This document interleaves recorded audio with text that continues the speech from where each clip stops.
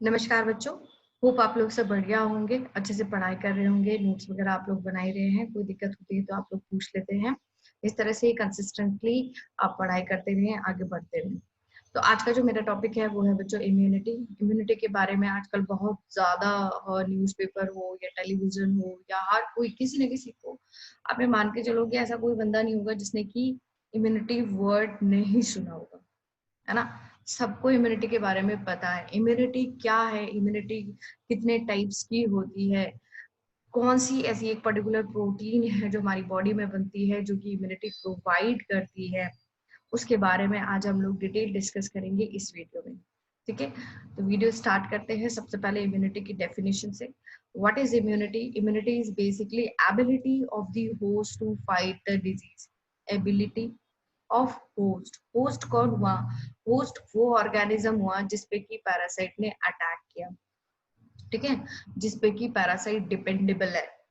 Parasite हम लोगों ने पढ़े थे दो टाइप्स के होते हैं, कि एक्टो होता है, एक एंडो होता है। एंडो मतलब जो कि इनसाइड ऑफ की बॉडी में जा रहा है। एक्टो मतलब जो कि सरफेस पे प्रेजेंट है। ठीक है, सरफेस से ही फीड कर रहा है। काफी सारे पैरासाइट हम लोगों ने पढ़ लिए हैं। So, ability of host to fight the disease causing organism. Disease causing organisms को ही हम लोग pathogens कहते हैं, that's conferred by the immune system is called the immunity. ठीक है, सो एबिलिटी, एक पर्सन की ability to fight against the disease causing organism, उसको ही हम लोग बच्चों सिंपल लैंग्वेज में कहते हैं इम्यूनिटी। किसी पर्सन की अंदर की एबिलिटी, जिसमें जितनी ज्यादा डिजीज कॉजिंग ऑर्गेनिज्म से फाइट करने की एबिलिटी होती है, उसकी इम्यूनिटी उतनी ही ज्यादा होती है।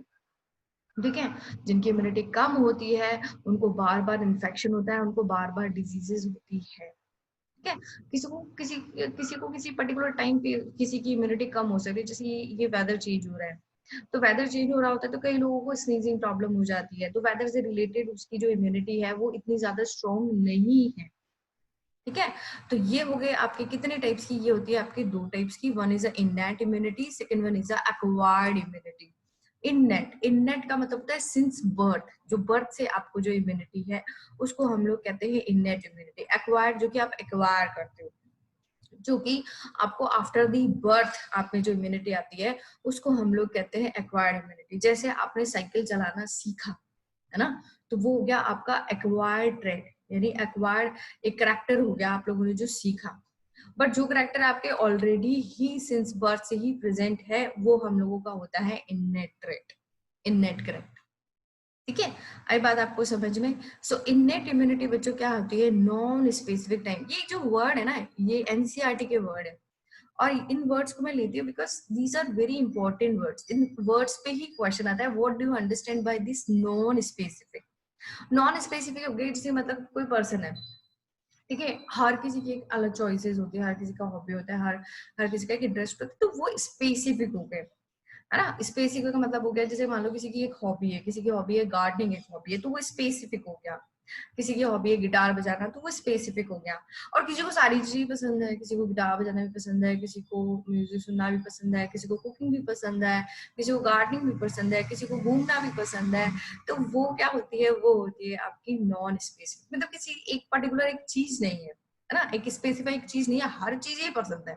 So that's called as a non specific type of defence. मतलब ये हर टाइप के ऑर्गेनिज्म पे अटैक करती है, हर टाइप के ऑर्गेनिज्म से आपको बचाती है। ऐसा नहीं है कि ए वायरस आ रहा है तो इसी के अगेंस्ट काम करेगी, बी बैक्टीरिया आ रहा है तो इसी के अगेंस्ट काम करेगी, चाहे ए आए, चाहे बी आए, चाहे ए टू जेड आए, सबके लिए एक जैसी ही है। ठीक है, so that's present at the time of birth, and that innate immunity consists of 4 types of barrier। कौन कौन से 4 टाइप्स ऑफ बैरियर आते हैं इस इननेट इम्यूनिटी में, जो कि हमारे from the birth he present होते हैं? सबसे पहला होता है फिजिकल। फिजिकल जो हमारे बॉडी स्ट्रक्चर से रिलेटेड हो गया, क्या होता है वो होती है हमारी स्किन। उसके अलावा भी होता है, मैं आपको बता देती हूँ, स्किन सबसे इंपॉर्टेंट है। स्किन आप ये देखो, ये पूरी एक तरह से बैरियर है ना, कोई भी डिजीज कॉजिंग ऑर्गेनिज्म इसके अंदर पेनिट्रेट तो नहीं कर सकता भाई, है ना। So that's skin on our body, it is a main barrier which prevents the entry of the micro organism. उसके अलावा म्यूकस कोटिंग। म्यूकस कोटिंग आप देखेंगे जहां जहां पे मेनली ओपन स्पेसिस है। ओपन स्पेस मतलब एक ओपन पाथवे है जहां से कि माइक्रो ऑर्गेनिज्म एंटर कर सकते हैं, जैसे आपके नोज हो गई, रेस्पिरेटरी पार्ट हो गया, आपके माउथ हो गया, जहाँ से कि आप फूड वाटर इंजेस्ट करते हो, ठीक है। उसके अलावा यूरोजेनाइटल ट्रैक्ट हो गया, जो आपका बेसिकली जहाँ से फीकल मैटर पास होता है, जैसे यूरिन पास होता है, और जो जेनाइटल पाथवे होते हैं वहां पे वो बेसिकली क्या है, एक ओपन पाथवे हो गए जहाँ से कि माइक्रो ऑर्गेनिज्म एंटर कर सकते हैं। स्किन से तो नहीं कर सकते, स्किन ने तो एक दरवाजा प्रोवाइड कर दिया, यहाँ से क्या घुस के थोड़ी ना जाएंगे अपने आप को, कोई वो थोड़ी औजार थोड़ी ना लेकर आते कि भाई ड्रिलिंग करेंगे और अंदर घुस जाएंगे, ऐसा तो नहीं हो सकता ना, है ना। बट हम लोग एक पाथवे भी प्रोवाइड कर रहे हैं जहां से कि वो इजीली एंटर कर सकते हैं। तो वहां पे भी हमें प्रोटेक्शन प्रोवाइड होता है। वो प्रोटेक्शन प्रोवाइड होता है म्यूकस के थ्रू। आपने न्यूज में देखते हो म्यूकस डिस्चार्ज होता है, ईयर में देखते हो ईयर वैक्स बनता है ना। मुंह में देखोगे तो मुंह में सलाइवा बनेगा, वो अलग आता है, वो फिजियोलॉजिकल होता है। बट यहाँ पे हमारे फिजिकल बैरियर में होता है आपके मेनली म्यूकस। स्किन हो गया पहला तो, और दूसरा हो गया म्यूकस। तो म्यूकस आपके कहाँ कहाँ बनता है? म्यूकस आपके बनता है epithelial lining the respiratory, gastrointestinal जो कि आपके गैस्ट्रिक पार्ट हो गया, इंटेस्टाइनिंग पार्ट हो गया जो कि माउथ से जुड़ा हुआ है, urogenital tract. They also help in trapping the microbes entering our body. Respiratory system में हम लोग पढ़ते हैं बच्चों, म्यूकस का क्या फंक्शन होता है। तो म्यूकस बेसिकली ट्रैप करता है माइक्रोब्स को, वो ट्रैप करता है, अदरवाइज क्या होंगे, माइक्रोब्स अंदर घुस जाएंगे, ठीक है। तो ये हो गया पहला हमारा फिजिकल बैरियर। नेक्स्ट हम लोग बात करते हैं हमारे सेकंड बैरियर की, जो कि है फिजियोलॉजिकल बैरियर। तो फिजियोलॉजिकल बैरियर हो गया जैसे आपके एसिड प्रोड्यूस होता है स्टमक में, कई लोग बोलते हैं ना एसिडिटी हो रही है, एसिडिटी हो रही है। तो एसिडिटी का मतलब क्या है? एसिडिटी का मतलब है हमारी बॉडी में एसिड प्रोड्यूस हो रहा है ना।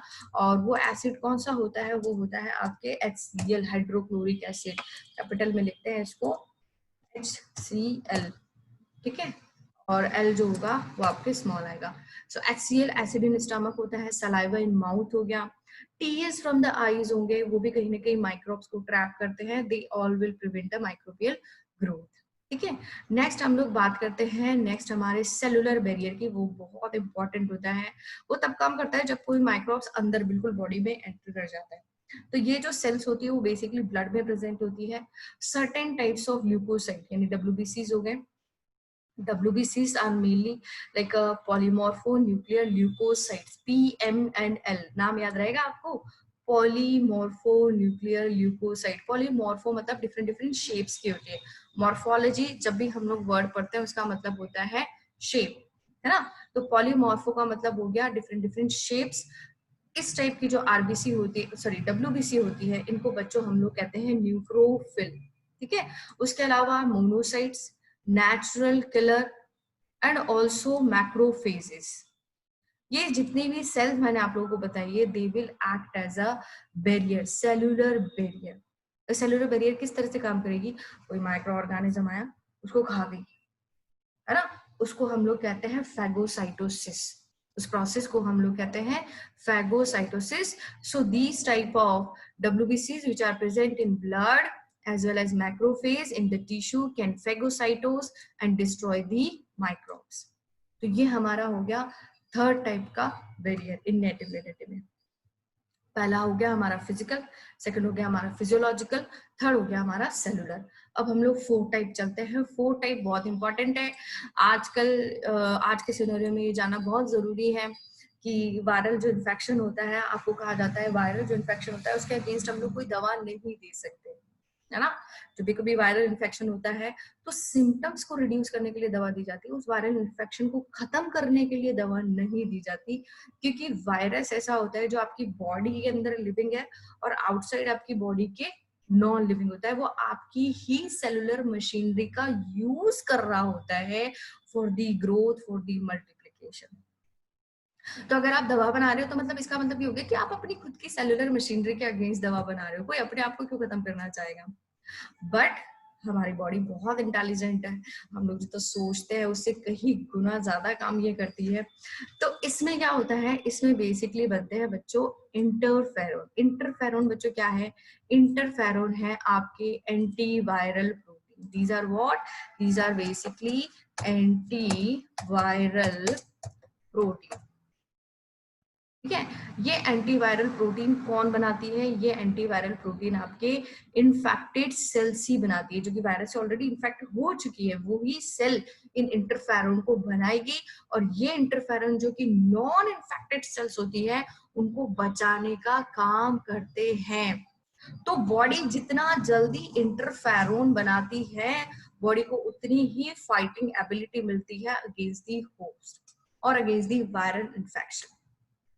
किसी की बॉडी जल्दी बना देगी इंटरफेरोन, तो वो उस वायरल इन्फेक्शन से जल्दी क्योर हो जाएगा। किसी की बॉडी थोड़ा लेट बनाएगी, तो तभी हम लोग कहते हैं कि ये जो इन्फेक्शन कितने टाइम तक रहता है, कितना ज्यादा सिम्टोमेटिक होता है, ये हर किसी की इम्यूनिटी पे डिपेंड करता है।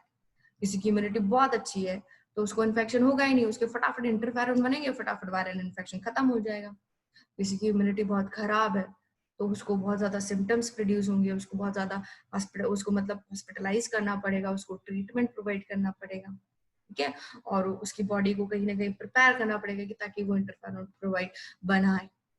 आई आपको बात समझ में? तो साइटोकाइन बैरियर जो होते हैं, बेसिकली वायरस इन्फेक्टेड जो सेल्स होती है, that will secrete some antiviral protein which are called interferon that will protect non-infected cells from the further viral infection. This is very important. cytokine barrier question आता है आपके पास में interferon से related, तो आप लोगों को पता होना चाहिए इंटरफेरोन क्या होते हैं, ठीक है, सेलुलर बैरियर क्या होते हैं, फिजियोलॉजिकल बैरियर क्या होते हैं और फिजिकल बैरियर क्या होते हैं। तो this is all about the innate immunity. Hope आप लोगों को समझ में आ गया होगा। बहुत अच्छी बात है आपको समझ में आया है। कोई प्रॉब्लम हो तो आप उससे पूछ सकते हैं। Thank you so much.